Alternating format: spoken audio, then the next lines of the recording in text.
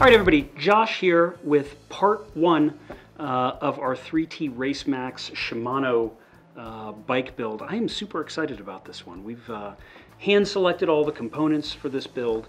We've got two really awesome wheel sets, and we are going to show you some tips and tricks from the mechanic side of the bike build to, eliminate squeaks and creaks and some of those other headaches. How to best run your cables, some bleed tricks, and we're going to start here today by getting the front end of this bike built. So we're going to talk about cutting the steer tube and getting our stem and handlebars mounted up.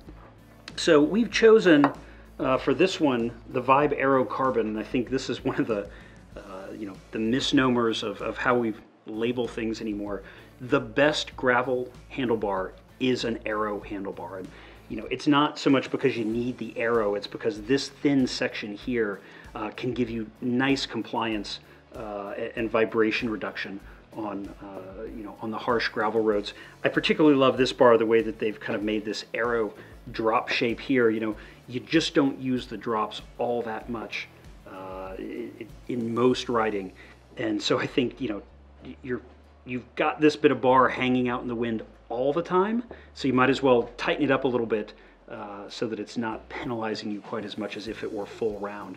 So I also love this bar because it has these handy little wires pre-run through it to help you guide both the hydraulic lines and the electronic cabling through the bar. Super slick.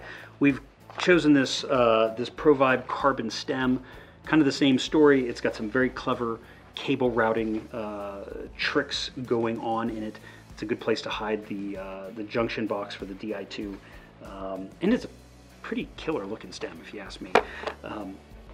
All right, so we're gonna get this going and give you some ideas on how to kind of get your ideal setup, and then we'll start looking at cutting that steerer tube. I think the thing that scares off a lot of people. We'll show you how to make it easy. All right, so we've got everything out of packaging here, and we're really ready to get started. I've done the math on this ahead of time and figured out the proper, theoretically proper stem height that I'm gonna need. And then honestly, I have come back in and I am adding a whole 15 extra millimeters. That is gonna give me some tunability once this bike is built to go up if I need it. And then if I don't want the extra steer tube, we can always pull it and cut it. One of the beauties of kind of the modern frame is that we've really gotten away from a lot of these complicated press fits and some of these other things that made particularly headset maintenance challenging years ago, right? This used to be the part of the bike that you really needed some pro level shop tools if you were going to do at home.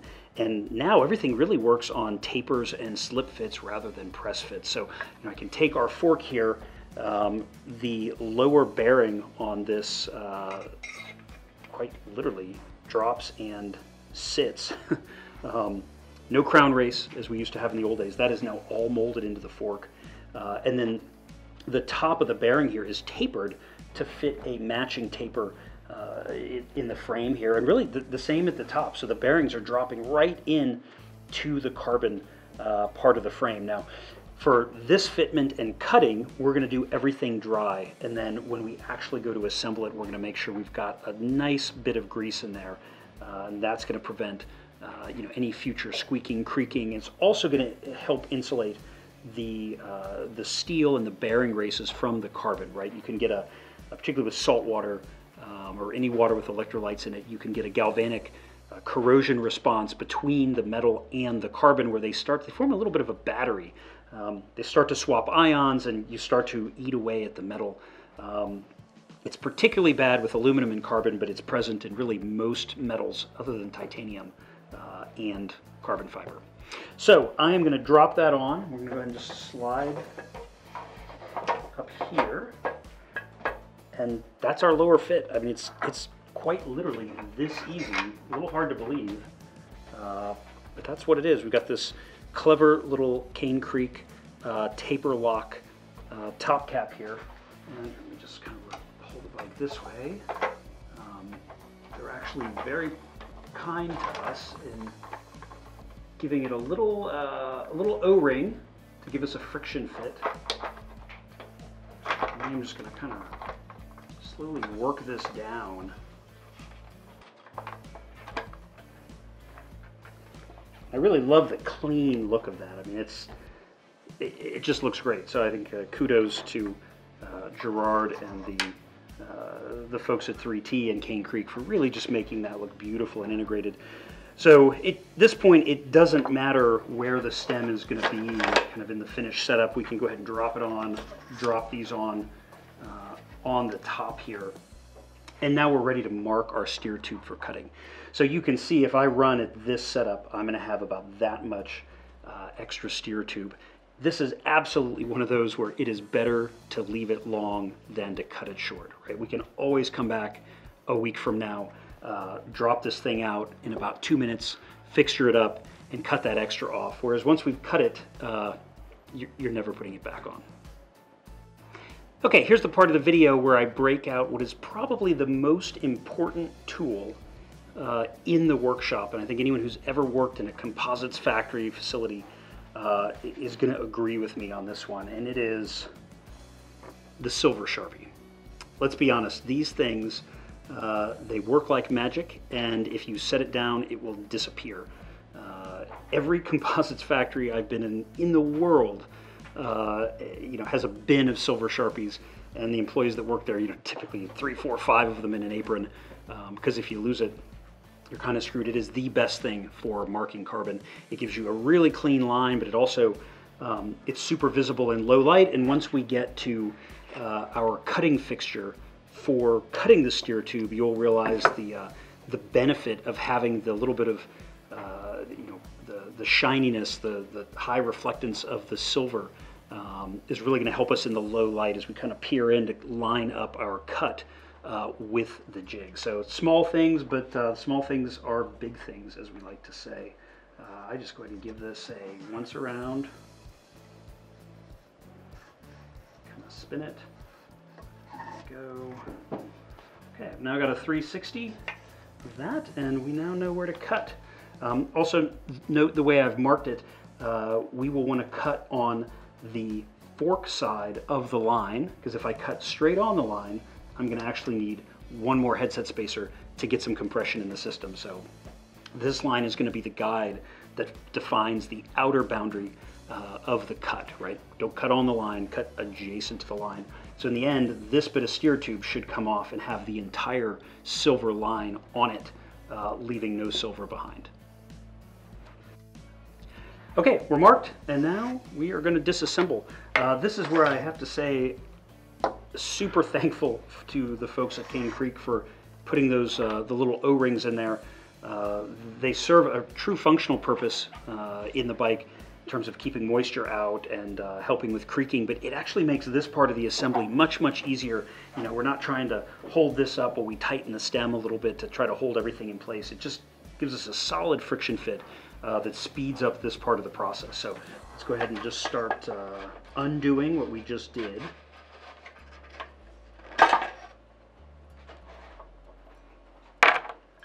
And you see we've got our steer tube with the line, and like I said, we are going to cut on this side of that line. Now let's talk about how to get the proper cut and kind of the little tips and tricks and secrets there. This is the Park Tool SG 7.2. It is a clamp here that put the steer tube in. We're going to clamp it down, and then you have these saw guides for guiding and holding the blade straight. Do not try to cut your steer tube without a saw guide. The angular fibers in the carbon are going to want to pull our saw blade in one direction or another. You will not get a straight cut. And here's where we get to really the second and third secrets of this process. So this is my personal favorite at the moment, just in terms of function and price.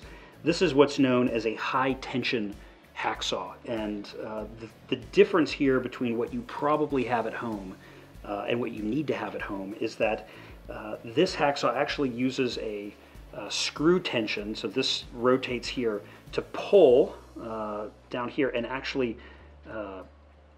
pull against this lever, this pivot, to actually pull tension into the blade. And so by doing this, you can actually get some incredibly high tension in the blade compared to your traditional over-center type that uses just a spring. You want as much tension as possible in this blade because you want to keep it straight.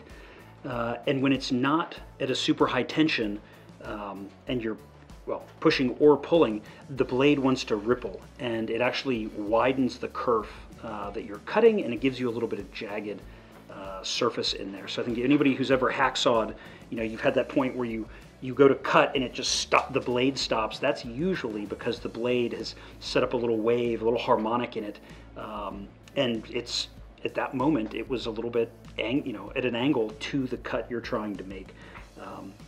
Solid forged aluminum construction. This one I like. It's got a great spot here that you can slide the blades up into, and that's going to be important because this blade, traditional hacksaw blade, is not what we're going to use to cut the steer tube. So I'm going to put up right here what this guy looks like under the microscope, and you can see he's a bunch of little shark fins.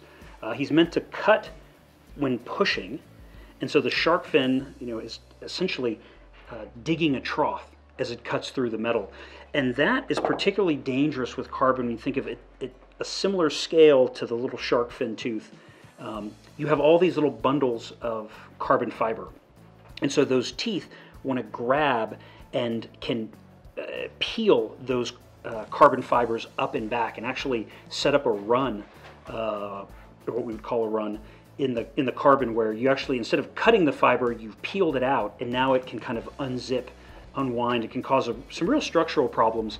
And the worst part is you can see, like 3T's done a nice job of using a very fine, a 1K woven fiber that they've centerless ground on this steer tube. So you're unlikely to have that running on the outside of the steer tube, but we can't control very well whether we pull a run on the inside of the steer tube.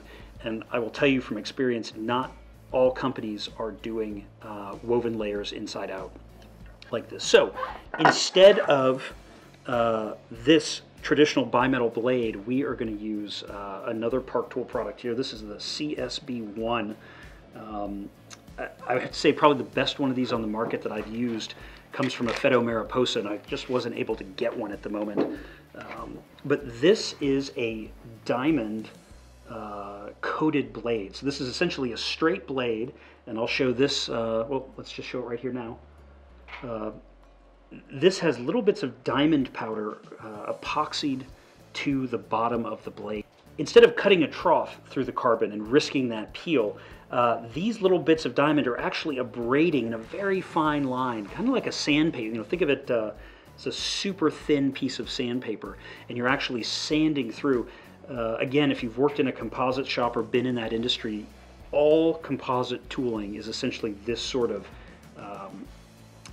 diamond-coated tool. Even a lot of the drill bits and the burrs and things you use to punch holes use this sort of abrasive diamond technology because it's just much cleaner in the way that it cuts the fibers, but it's also much, much less likely to cause damage interlaminar or at the inner or outer surfaces. So we are going to replace our stock Lennox saw blade here with the Park saw blade, and then we'll show you how to fixture it up and we'll get to cutting.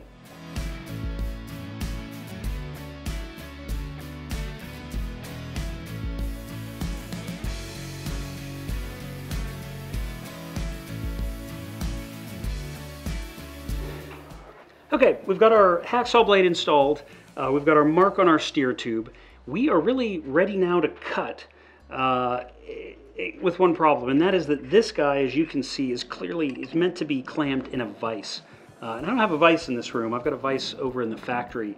But I'm going to show you a little trick to that you can use to get around this if you too don't have a vise. And that is to use your work stand on the steer tube itself, just using this as the guide. And so what we can do here is we'll go ahead and unclip our frame. You can see the hero bell just comes with it, so I didn't have to unfixture that. Lower the work stand straighten it up.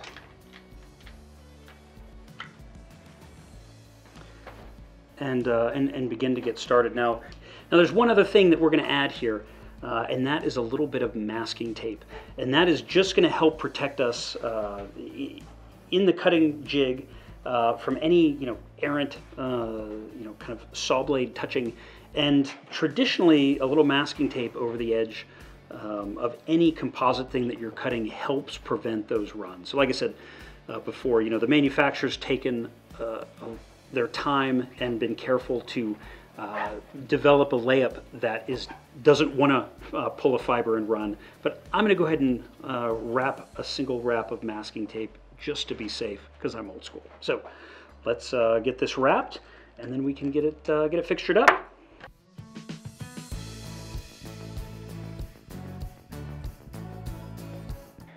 Okay, so I am at the point of lining everything up, and I will use my phone here to give you a little close-up of what I'm doing. But the things to remember, you want to clamp on the fork side so that when you cut through, the fork doesn't fall off, right? But the extra piece falls off. And then you also want to have your cutting fixture on the fork side of the cut so that the heavy fixture doesn't fall off onto your foot or do some other damage. So I'm going to get this guy all lined up here. See the beauty of the silver marker.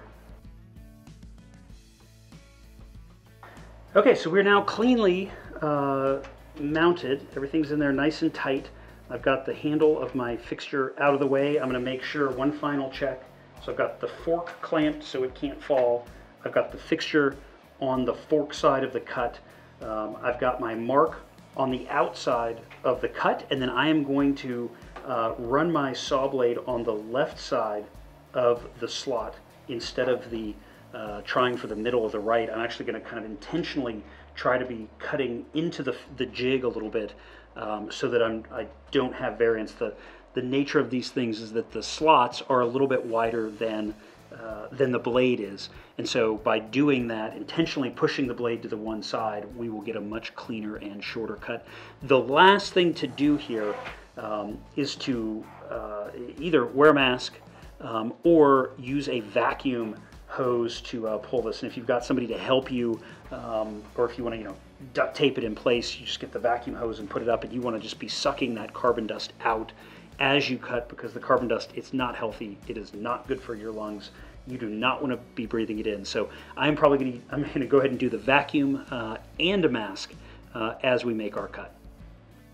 All right, so got Luis here is going to hold the vacuum hose for me while I cut. We've got our masks on. We're going to try to suck out as much dust as possible. Our cut is lined up. We've triple checked everything. Please triple check everything. We've all made this mistake before. I have, certainly, but I am confident that we're ready. So here we go.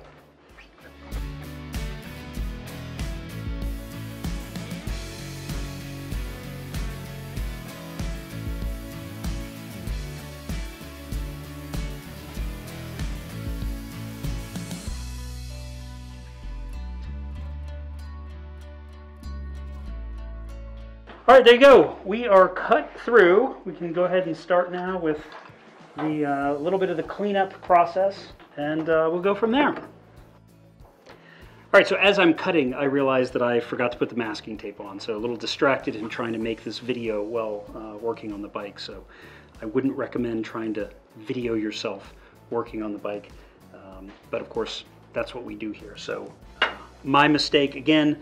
Thankfully, the fine folks at 3T give us a woven fiber or woven fabric as a top layer here, so no issues.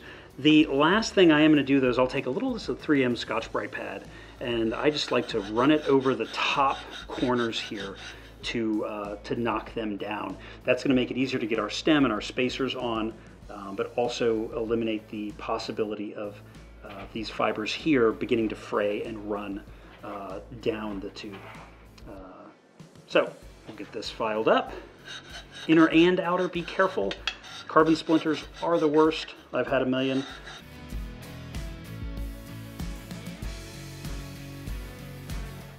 All right, here we are. So we were nice and cut, we're smooth, we're deburred, there's nothing sharp sticking out at the top there. We are ready to begin our assembly, and so we're going to start with a little bit of grease. I know you're going to ask me what I like to use, and I'm going to let you know a little secret. This is a grease we're working on developing based on the technology in our chain lube with the tungsten disulfide and a couple other magical things, including a special anti-corrosive. This one's not quite ready for prime time. I don't think. We're still in the testing phase, but I'm going to go ahead and use it on this. So what I'm going to do is just get a little on the finger and really just kind of make a nice coating at the base there where our bearing is going to locate. Bring the bearing down, and then I'm going to go ahead and coat the bearing with a little bit as well. We can also run a little bit up into the frame. Grease is one of those things. It is quite literally, I'm going to say impossible to have too much, but for this type of assembly, it's probably always better to err on the side of a little bit more than a little bit less. So I can go ahead and begin to fit this in, get a little in my upper race here. So I love this stuff. It is super stringy. We've got a nice, this is the assembly version. We've got some nice tackifiers added to it. It just makes these sort of beautiful, you can see the stringiness there. It's like mozzarella cheese. Really just keeps it in place during assembly and really helps it stay put even under high pressure. So a lot of benefits there, and totally carbon safe. It actually has the anti-corrosive in it, helps it prevent galvanic corrosion. So I'm going to get a little bit smeared on my upper bearing race here all around, just kind of work it in with my fingers. I'm going to go ahead and drop this guy on as well. So again, it never hurts to have some on there. Same thing with our tapered fit headset here. I'm going to come back and get this guy all cleaned up at the end, but better to have a little bit more than a little bit less. Okay, so I've got, turn it so that my little Cane Creek lizards are facing sideways, get my Cane Creek logo at the pointing to the front. It always helps to be a little bit particular about that, and then I can start dropping on my headset spacers here, my stem, and my two spacers on top. Okay, and now we are ready to set the preload. All right, so our stem's in place, and we are ready to drop in our expander wedge. So this is the one that 3T supplies. I'm going to go ahead and just pull the bolt out, because we're going to use the top cap, the cool carbon top cap that comes with the Vibe stem, and also the cool black bolt that comes with the Vibe stem.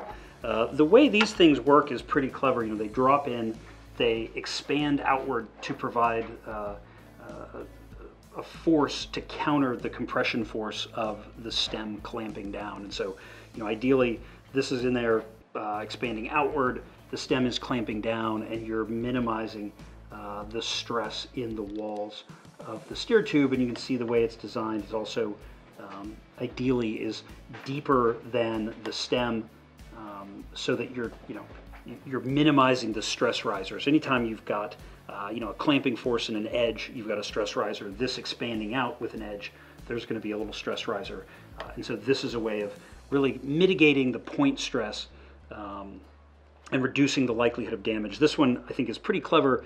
It's got a looks like a 6mm hex there, so we can drop him in, actually tighten him, and then the bolt actually runs through the middle of that 6mm hex to tighten the top cap down. So let's grab a 6mm and looks like a 4mm, and we'll start tightening. All right, so take our expansion plug. I'm gonna get it greased up just a little bit, all around a nice coating, and then I'm gonna drop it in, and we are gonna take our 6mm and begin to tighten the, it might actually be easier to do without the stem in place. and begin to tighten that up. So let's just get it tightened. Might have actually been easier to do. Okay. All right, top cap is snug and in place, and so we can quite literally just drop our headset on. We are, at this point, not snugging anything up too much. So grease our black bolt. Again, this is your great opportunity to run some grease, a little bit extra protection for the long run, especially if you're going to be Zwifting, you know, or on the trainer in any sort of way. Trainers just destroy bikes, especially headsets and front ends. So we're just going to get a little bit of tension in there, and then I'm just going to probably put 1 or 2 newton meters a little past finger tight here. I am not using a torque wrench yet because we're just not at a spot where we need to really set everything. You know, we are probably going to be loosening, adjusting, making some changes in terms of as we get the last of these pieces rolling in. So, all right, so I've got my T25 on my my 6mm HX1 driver, and you'll probably notice I am using the short end of the hex key here just to get things, like I said, into that 2 Newton meter or below range. I mean, we are not tightening yet. When we go to tighten, we are going to want to use a torque wrench to be extra careful. You know, everything we've got here is carbon, titanium fasteners, lightweight aluminum. We're really going to want to go all in on the torque wrench once we start setting things. But there you have it. We have successfully greased up everything, cut the steer tube, installed the stem. I think it looks great. I cannot wait to see what it looks like once we start getting the bars and the brake shift levers going. So that will be next episode. Thanks for watching, everybody. We'll see you next time.